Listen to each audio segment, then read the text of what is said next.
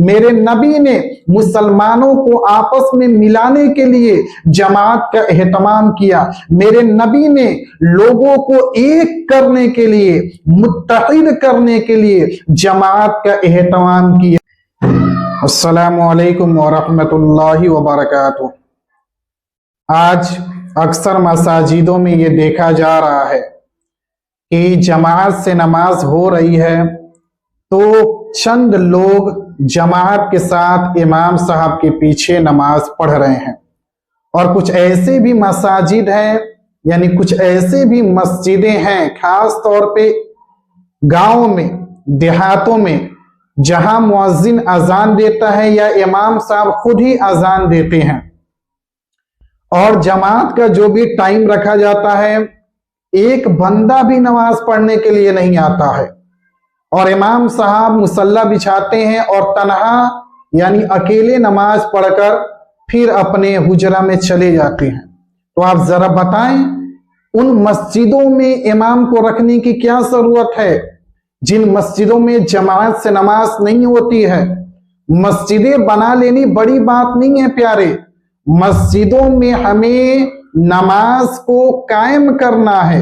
मस्जिद इसलिए बनाई जाती है कि लोग आकर जमात से नमाज पढ़ें। हम नमाज तो पढ़ते नहीं, और चंद हमारे इलाके में, गांव में नमाज पढ़ने वाले लोग होते हैं, वो अपने घर पर ही नमाज पढ़ लेते हैं।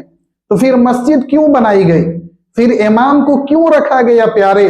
अपनी मेहनत की कमाई का 10,000, 12,000, 8,000 रुपए देते हैं, क्यों देते हैं? ना दें। अगर जमात से नमाज पढ़नी है तो इमाम को रखें। जमात वाली नमाज में ही इमाम साहब का काम हुआ करता है। अगर हमें नमाज जमात से नहीं पढ़नी है तो इमाम को मस्जिद से निकालें, मस्जिदों में ताले बंद कर दें। अब आप कहेंगे चंद लोग नमाज पढ़ते हैं तो घरों में पढ़ लेते हैं।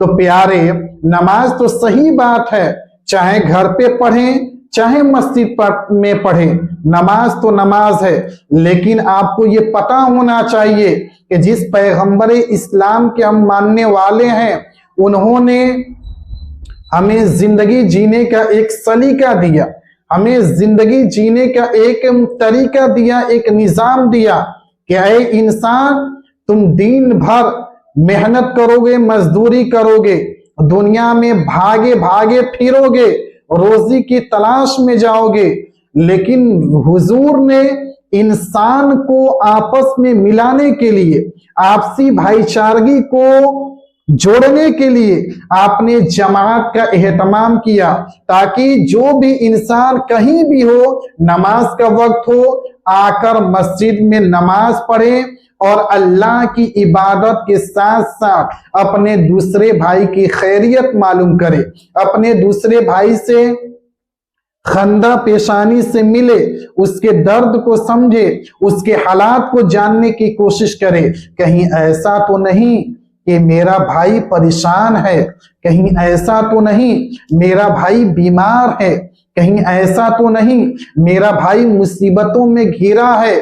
तो मेरे नबी ने इंसानी रिश्तों को जोड़ने के लिए जमात का एहतमाम किया। मेरे नबी ने मुसलमानों को आपस में मिलाने के लिए जमात का एहतमाम किया। मेरे नबी ने लोगों को एक करने के लिए, मुत्तहिद करने के लिए जमात का एहतमाम किया।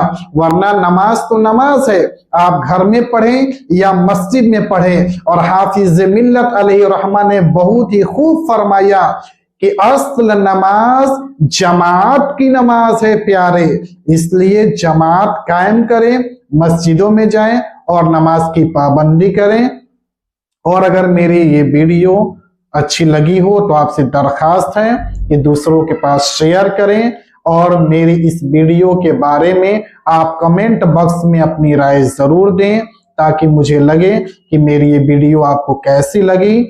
और ये वीडियो शेयर करेंगे तो हो सकता है किसी इंसान को ये मेरी बात अच्छी लगी हो और वो राह रास्त पे आए और नमाज का पाबंद बन जाए।